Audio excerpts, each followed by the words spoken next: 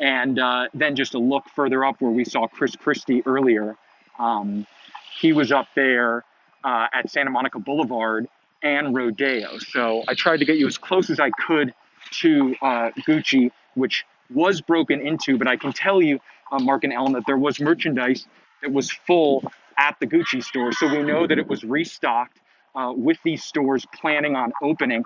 There's someone down there banging on the glass that's already broken. That's why I walked over here to Brighton and Rodeo. I'm on Rodeo between Brighton and Dayton. And just to give you a sense of what things look like behind me, Beverly Hills Police, they have a pretty good blockade of the streets around here. It really looks like a ghost town. And then you still see some shops in the distance, and they are boarding up here. And where that Gucci store was, they actually did board up the store, but that was after looters were able to access that Gucci store. But again, I looked through the windows and I saw tons of merchandise sitting there. So we're not exactly sure what was taken, but as we've been reporting, these stores were full of merchandise because they had already opened or were so excited to open.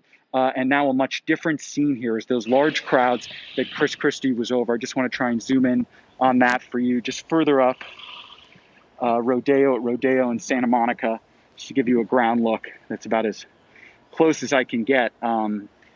But most people have cleared this area and they have Beverly Hills pretty well locked down.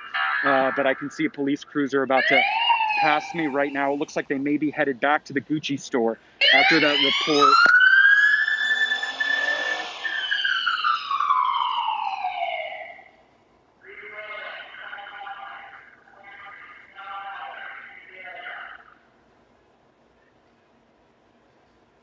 So still a very active scene here, Mark and Ellen, even though at one point it seemed like people had cleared out. They went back to that Gucci store. The Beverly Hills police officers behind me obviously gave them a heads up. And now you see that Beverly Hills patrol car in the distance trying to clear the people that went back to the Gucci store after it had already been boarded up. This is Rodeo Drive. Again, I'm on between Rodeo Drive between Brighton and Dayton. And this is how things look here. There's graffiti all over a lot of these businesses. And Mark and Ellen, I'm seeing a lot of anti-capitalism graffiti, people really taking aim at these stores. A Cartier store right over my shoulder, Black Lives Matter. And really there's just graffiti up and down this part of Beverly Hills right now. And you can just tell by judging, looking at these officers' faces, they know they're in for a long night. I'll send it back to you guys. Wow, that is an incredible sight, Josh. And of course, you know, you have the economic divide now with the economy the way it is. So it's been so many different issues making for heated feelings and aggression. Yeah, it's pretty amazing. So we're seeing that from his perspective. Let's go to Chris Christie. He is live over what is still, I believe, the Fairfax district, or is that Melrose that you're over now?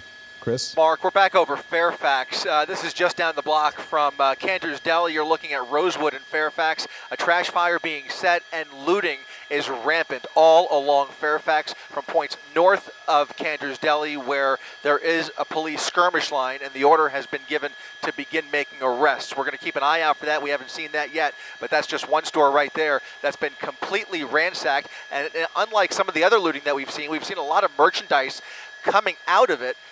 But a lot of that merchandise is ending up in that fire. Some of it's running away, and some of it is ending up in that fire. Just a few minutes ago, somebody threw a guitar into that fire, and Fairfax, for several blocks now, is completely lined with looters. LAPD, again, forming a skirmish line just to the south here. We'll go ahead and push in on Cantor's Deli, and you can see there is a large contingent of LAPD officers. That's a line of arrest teams behind the skirmish line, and then behind the arrest teams is a fire truck that's prepared to put out not just one, but several trash fires. The trash fires are mainly in the middle of the street, so we don't see any structures on fire at this point over here, but clearly they are getting off on lighting things on fire in the middle of the street and then running away. But still, you can see a pretty large crowd up and down Fairfax as they begin to make arrests here in the next few minutes. Yeah, I was watching people just dump stuff on that fire. It's like becoming a bigger bonfire as we speak. Yeah, and what we should keep in mind here, if there's loot, you know, we talk about looting going on up and down these streets. These aren't big, you know, if this is some kind of anti-capitalist statement or whatever it is they're trying to make. they're not going to make it by looting mom and pop type establishments. They're not going to make that statement or make that point by looting a guitar store. So what we're seeing here in this instance on this street is just wanton destruction of property and people's livelihoods, people who have been suffering for months, not being able to work, not being able to be open for business, and finally this week being told that yes, it's safe to reopen, go ahead and allow customers back in your store, and then this happens. So this is really a situation where you can imagine the dismay, you can imagine the just extreme disappointment that these business owners must be feeling, because they could have been open today. Just incredible, just sad. We're about 18 minutes away from a curfew that is a citywide curfew that's been established in the city of Los Angeles and several of the other smaller cities, including Beverly Hills. So we're going to see what happens then. Will the streets clear, or? We're going to check in with Josh Haskell. He's right now in Beverly Hills. And did you make it to the Gucci store? Yeah, I did. I was actually there earlier, but some folks that were in this area came back, and that's when Beverly Hills police converged on them, and they're further down the street trying to get them out of this area. But while I have you guys, I just wanted to show you the damage here at the Gucci store, as there's really no one around here right now, and it's safe for me to get a little closer than I was earlier. So as I walk a little closer, you see Justice for George. This was boarded up, but after looters were able to get inside, and they got in through the front door. But you can also see that, just giving you guys a broken, and then through the store there, you can see some handbags and some merchandise, and that is kind of what the scene is like right now here out in front of the Gucci store. We know that there are reports that some other stores, looters did gain access to that, but right now in this area that I'm at, I'm mainly seeing the Gucci store is the one that looks like has the most damage visible here. But what's kind of bizarre about all this is clearly some of the stores weren't able to board up as quick as others. You see Prada there. Prada's boarded up. These workers here have been here the whole time I have at Zegna, doing their best to board up Zegna.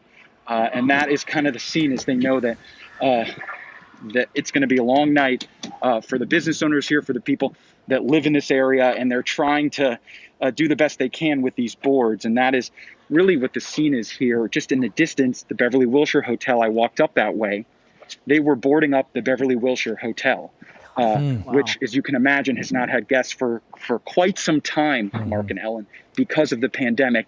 And now they were bringing in large crews to really board up. I mean, and that is a huge property. So I'll give you one more glimpse, the legendary Beverly Wilshire Hotel at Wilshire Boulevard and Rodeo in the distance there. They were boarding up all the stores. And I also saw a SWAT team with the Beverly Hills Police Department. They were stationed kind of right next to the Beverly Wilshire Hotel, in a way kind of guarding it. And it's just bizarre to see what really should be a bustling business district right now, with these stores opening back up, at least sort of bustling, as they're really desperate for business. Instead, a complete ghost town here, as I just give you guys a little bit of a pan of what these designer stores look like here. Saint Laurent, Montclair, we just had Valentino. And then in the distance, further up, it's Santa Monica and Rodeo. That's where you've been seeing those large crowds from Air 7 HD. The area that I am right now, very calm, very secure. But during my last hit, I actually had to move up to Brighton because there were some people still hanging around that the police department wasn't happy with, because they were trying to get back into Gucci.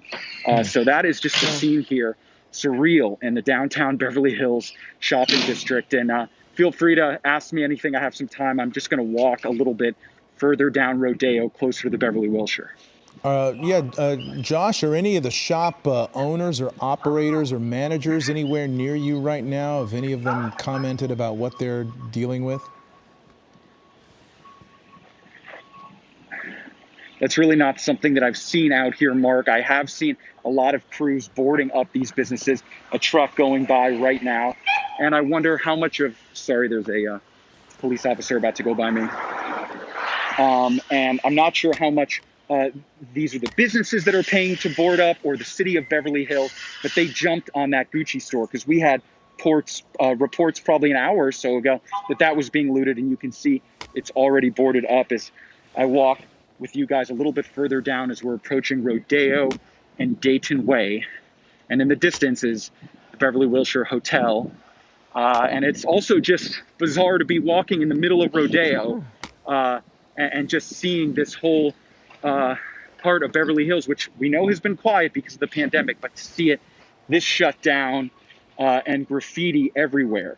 The Burberry store sign, it says Burnberry, and just a lot of profanity written, and I'm seeing just a lot of anti-capitalism and sentiment against these designer boutiques here in Beverly Hills. Well, hardly the reopening they were expecting for this weekend, those shop owners. But Josh, we're gonna check right now. We're gonna leave you and check in with Chris Christie because he's over some looting that's happening on, I believe it's a Melrose, is it? Yeah, we're along Melrose now, not far from that fire near Spalding, that vacant storefront that we showed you, which is still being put out. But the stores now down the block along Melrose, all being looted, and this happens to be a nail salon.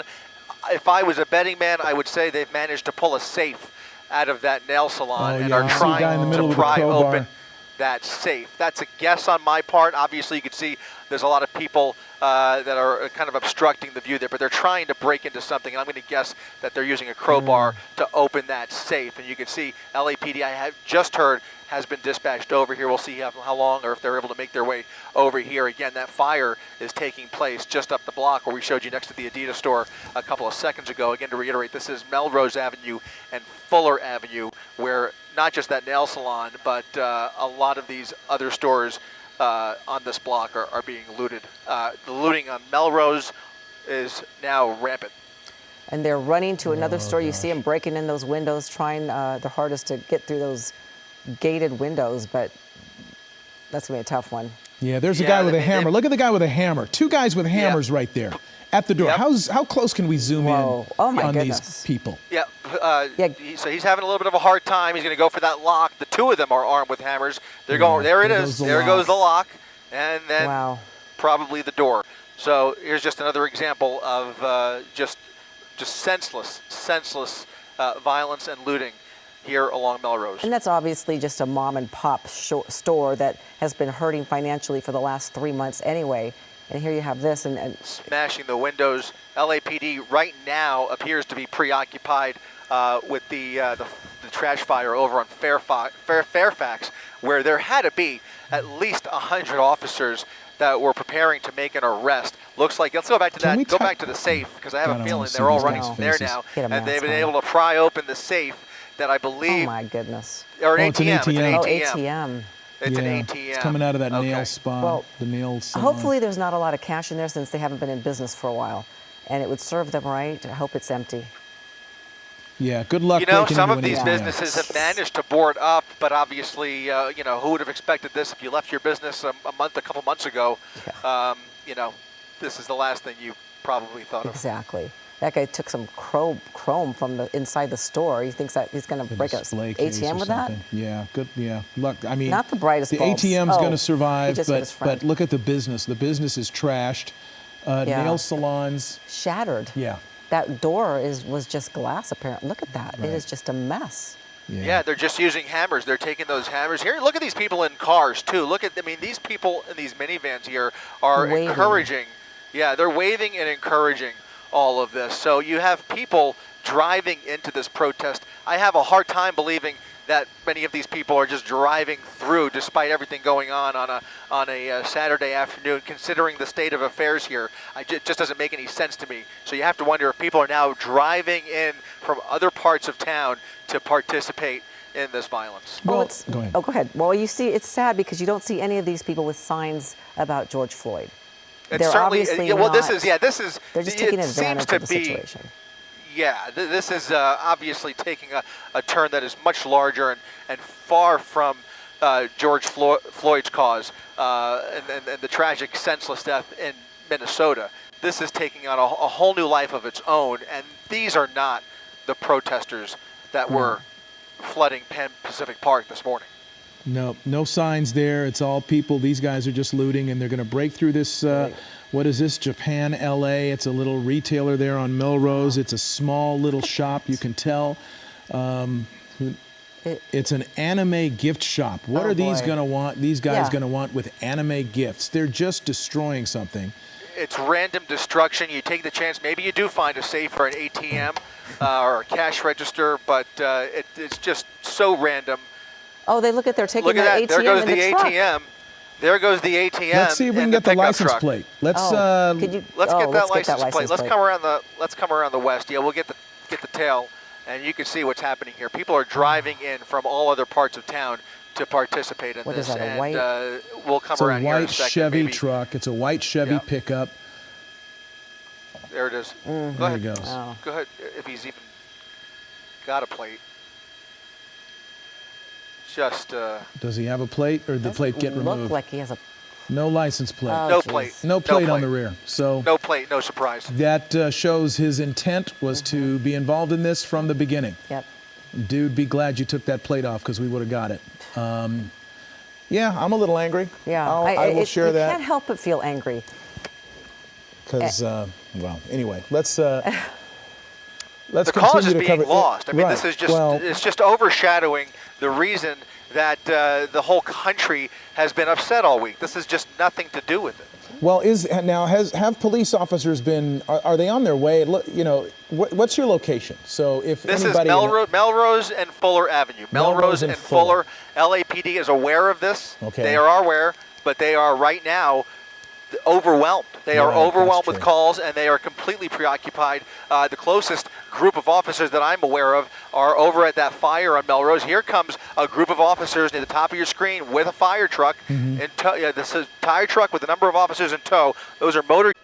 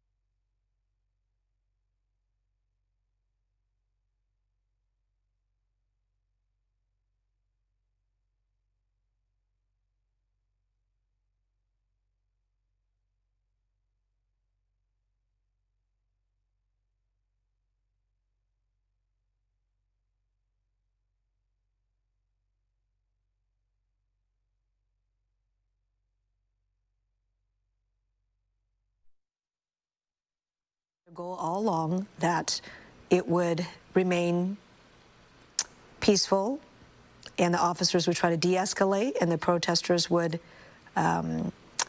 make their point, which they have very strongly and visibly, and then allow traffic to resume.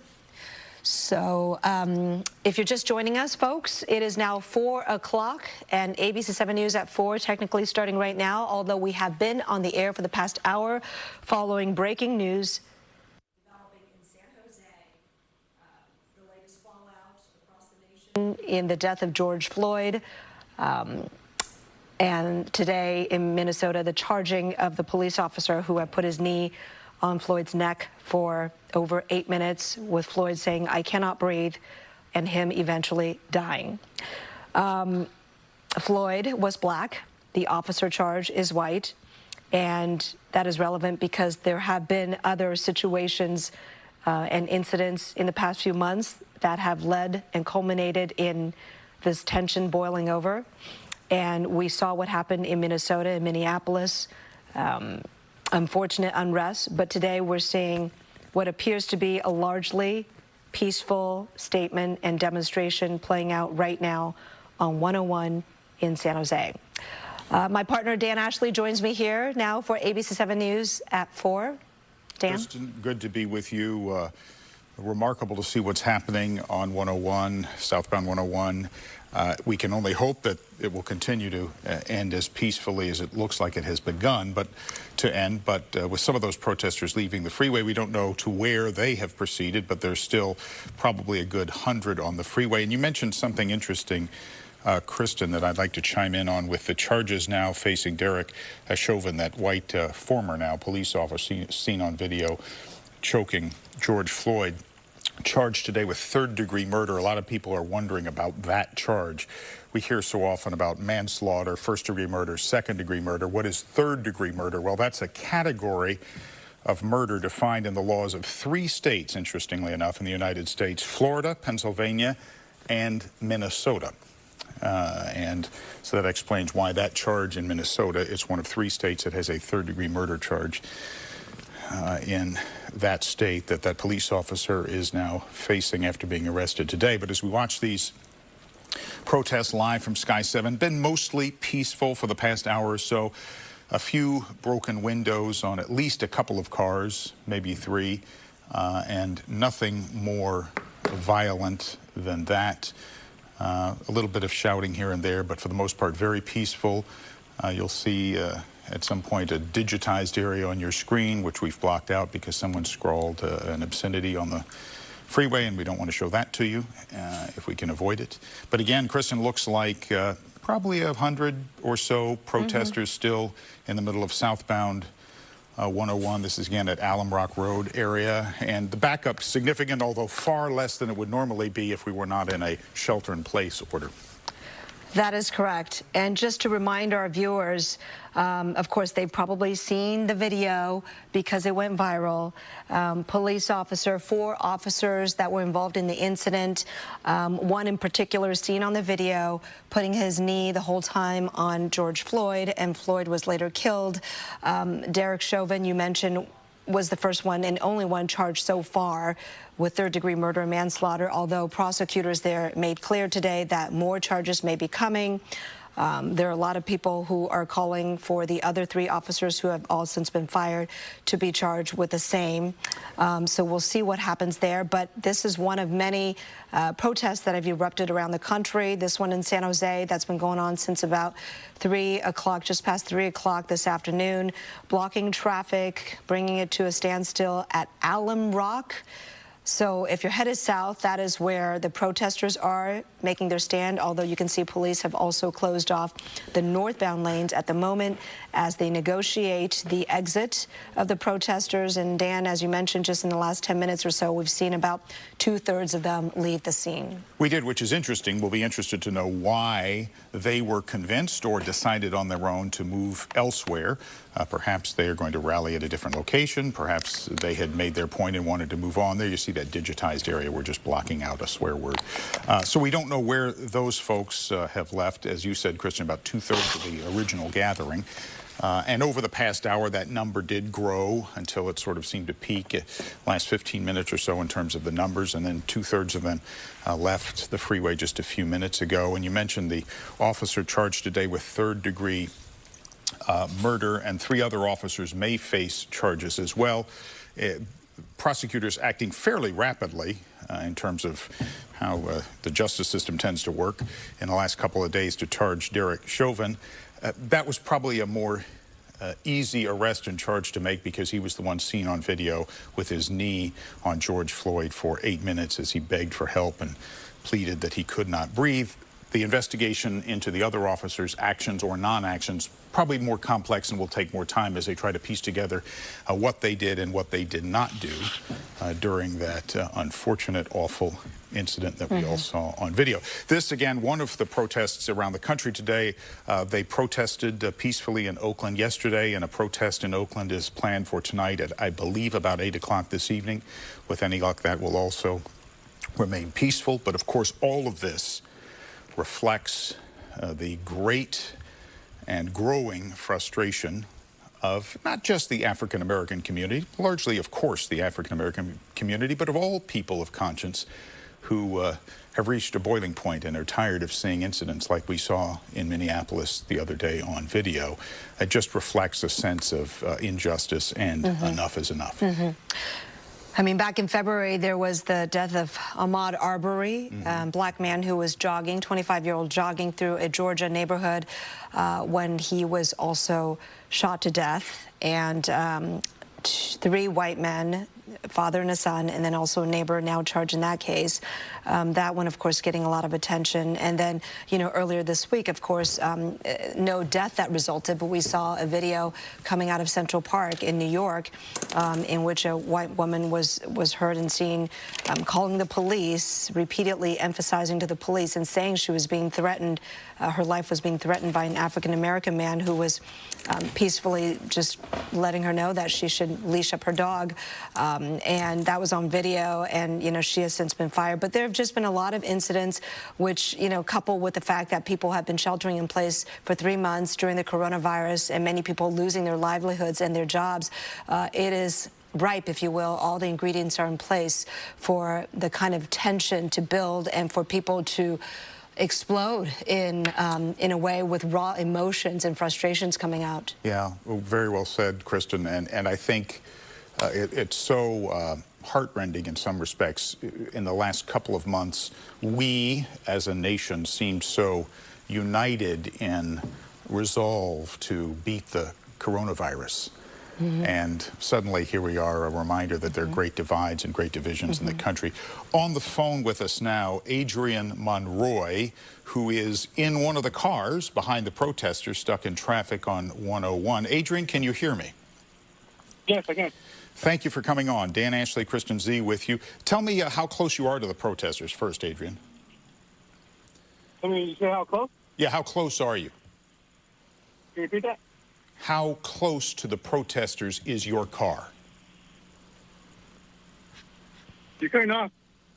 Okay, Adrian, we'll try to come back to you. I'm sorry you can't hear us, but Yeah. we No, appreciate I can hear you. I can hear you. Okay, how close, where is your car? You're in traffic, correct? Yes, I'm right here. Right off the 680. I can't really see the protesters, to be honest. There's a lot of cars in the way. Okay, how long have you been there? I've been there since like 3:40. Okay, Almost half an hour. so about half an hour. Sure. What are your thoughts? You've probably seen the video that is sparking the protests that you are now in the middle of. What are your thoughts as you sit in traffic in terms of what is happening in the country and what is happening where you are now with the protesters? What is going through your mind? I'm getting tired of it as well. Just because to get in the way with killing minorities. And yeah, people are arguing about people vandalizing in Minneapolis, but I'm actually okay with that because we've done it. People have just had this peacefully, and people still don't listen. Maybe this way they'll listen more. And right now, I'm okay with the protests too. As long as they're doing it peacefully here, it's totally fine. I just need to use the restroom as soon as possible, but Okay. I'm okay with protesting. Okay, I understand, Adrian. Let me just to paraphrase, Adrian is saying that he understands the frustration. He's okay with the protests. He understands why they're happening and hopes that they stay peaceful, but he's okay with what's going on here and around the country. He just hopes he can get to a restroom soon because he's been stuck on the freeway. You're probably not alone in that wish. Adrian, thank you very much for coming on. Stay safe. We appreciate it very much. Again, Kristen, as we look now, we have some live pictures on the left, ground level shots of the protest, and on the right, we have obviously a fire that is burning. We're going to get you more information on that. But with regard to public comments and sentiments on this, you know, what Adrian said, I'm seeing echoed in a lot of the Facebook comments as we stream this live on Facebook. A lot of people saying that, you know, this is a small inconvenience and they respect their right to make the statements. And you know, we were talking about unity, and I just saw earlier there was a flag of Mexico out there, and I saw under the mast, you can see there were people of all races out there as well. So there is a sense of unity amongst the protesters. There you can see the flag, and there are signs that say Black Lives Matter, but let's be clear, black, brown, yellow, white, there are all types of people out there making the statement against what happened in Minnesota and the death of George Floyd. When a police officer who has now been charged had his knee on his neck for over 8 minutes as he pleaded and said, "I can't breathe." So most people are, Dan, very understanding and saying, you know, this is peaceful, just be safe. But there are a few that are saying some unkind things that suggest, you know, if they were in a car stuck there, they might not just sit there and wait. They might just drive on through. There's always somebody talking tough when they're not there, I suppose, you know, always somebody mouthing off. But I think most people can understand the frustration and appreciate this public display of outrage. When it tends to turn, as we've seen many, many times, Christian, is when things become unnecessarily violent and there's a lot of vandalism or people and property getting hurt. That's when you tend to lose a lot of people in terms of support for civil disobedience. But these peaceful protests that we've seen here and in many other parts of the country that have not gotten out of control in any way have certainly raised awareness once again of a very serious divide and a very serious issue in this country. And to your point, Kristen, very interesting, very really uplifting and encouraging in many respects to see a quite diverse crowd there on the street. As you point out, plenty of white people, African Americans, people of Hispanic descent, you know, all groups are being represented standing there on Highway 101 at the moment. Yes. Yeah, I would like to think that it is the Bay Area, although I know that might be a bit simplistic, but the unity is encouraging to see. Joining us by phone right now is Wee Tran, and he is someone who's been stuck in this for a while. Thanks for calling in. Hi, I appreciate the chance to, you know, share my perspective. Yeah, please give us your perspective. How close are you to this? Have you, are you near the protesters, that line they formed, that blockade? I was there for a while, but I kept the distance just because I'm close to people who have compromised immune systems, and I wanted to minimize any risks that might have exposure. But I was part of the march from the start. You know, I mean, seeing the diversity of the people here. I myself am a Vietnamese American, but I wanted to show my support for the black community, and everybody coming together in this way, I think, showed the impact of the death of George Floyd, along with Breonna Taylor and all the others. Yes. It seems as if like this is a turning point right now. Hey, so are you now past that area? Yeah, well, I took a step back just because at some point I was trying to continue to do a live feed, but the signal died.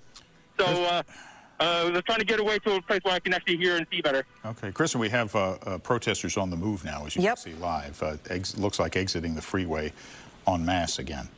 This is about the final third of the group that was there originally about 20 minutes ago. Looks like they are leaving the freeway, most of them now. They have jumped across the center divide and crossed to the northbound side. And it does appear to be that they are exiting the freeway, and southbound traffic looks to be resuming there, Dan. Finally, cars are able to move again. The CHP set out to get the protesters to leave in a safe manner, and it appears they have successfully done so. Yeah, thus far, which is wonderful to see. We don't know really how they persuaded them to do that, but we'll find that out. Or if the protesters decided they'd made their point, it was time to move on, because we don't see a significant police presence there at all. They are keeping their distance, of course, as most police departments around the country face these protests, with the heat focused squarely on the actions of police in Minneapolis. Law enforcement very cautious not to throw gasoline on the fire and provoke an already very tense situation. Yep, and you see the folks walking in a big group, maybe 100 people there, and they're still carrying their signs, but they do appear to feel that they've made their statement, that their blockade of traffic on 101 appears to be over. And of course, that off-ramp that they're currently on, you can still see cars, that white car just driving very slowly to make sure they don't hit anybody as they exit the freeway there. And they have to go down this off-ramp. There's nowhere, they have to get down to surface streets to get out of the way completely. So it'll be interesting to see when they get to the exit here exactly what they do, if they block traffic there or move on. So, you know, Dan, because we've been watching this for the past hour, we can say for the most part what we saw was unity. You saw people even waving, some of them, to the drivers. There you see a large police. Yeah, that's right. You saw a lot of that. But there were 1 or 2 windows that we saw that were broken. I saw at least 2, maybe a third. I couldn't quite tell. Yeah. Now, there you see where police have sort of staged and to deal with this crowd and try to take the next steps to keep de-escalating the situation and let everyone have their say and make their point, and one hopes move on without causing any further problem. Yes. But, oh, and you can see the protesters forming a line there, standing, some of them with arms locked, and others carrying signs. But officers clearly still not feeling like the situation has completely de-escalated. Just look at the semicircle formation they have there, Dan. That is sort of the ready position, if you will, in these types of situations in which you are ready for anything that may come your way. So it is still tense out there, even though so far what we're seeing is a fairly peaceful statement being made by taking over, shutting down Highway 101, but expressing their strong feelings in the death of George Floyd in Minnesota. And remember, they are exercising that great American right of free speech and the right to assemble and to make your point. And so far, doing so peacefully. May be inconvenient for those drivers, maybe even a little intimidating as they watch crowds of people stand around or come by their cars. But with only a couple of exceptions that we've seen, no one has been bothered. A couple of windows, rear windows of vehicles smashed out. We don't know the circumstances of that, but that's all that we've seen thus far.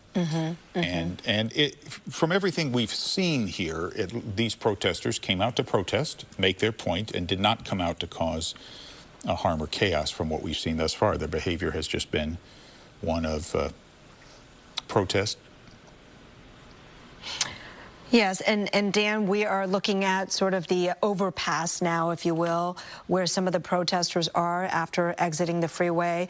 But throughout this event, there were people on the overpass also with signs and being very visible to drivers and, of course, choppers overhead making their statement. It is a powerful statement, the death of George Floyd bringing out such strong emotions for people across the country, and at least hundreds of people out to San Jose this afternoon on a Friday afternoon. We saw people taking a knee, Dan. We saw people, you know, showing signs of solidarity by locking arms. There were drivers who drove past that honked in a gesture of support to the protesters, but there were those isolated individual incidents, maybe 2 or 3, in which windows were smashed, and then they drove on by after that. And they did allow the protesters, I don't know what the drivers said, to let them know, hey, I really have got to get going if I can.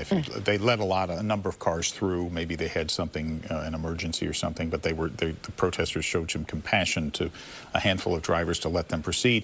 What's interesting here is they're gathered around these police cars, clearly looks like some folks are chanting. They're trying to get some kind of a rallying cry going. But the police, it doesn't look overly tense. You know, no one is threatening or menacing the police cars at this point. The police aren't moving in on them. They're letting them just be among them and around them.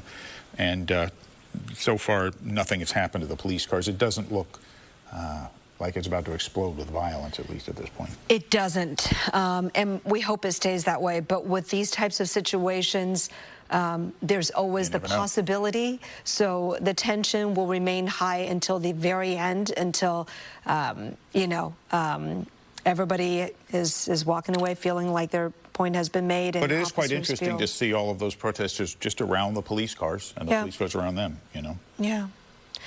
But Dan, I have to say, I mean, when you see what's happening here versus what's happening in some other cities across the country, you do feel that this point was made with an emphasis on unity and with an emphasis on looking forward and fixing whatever is wrong.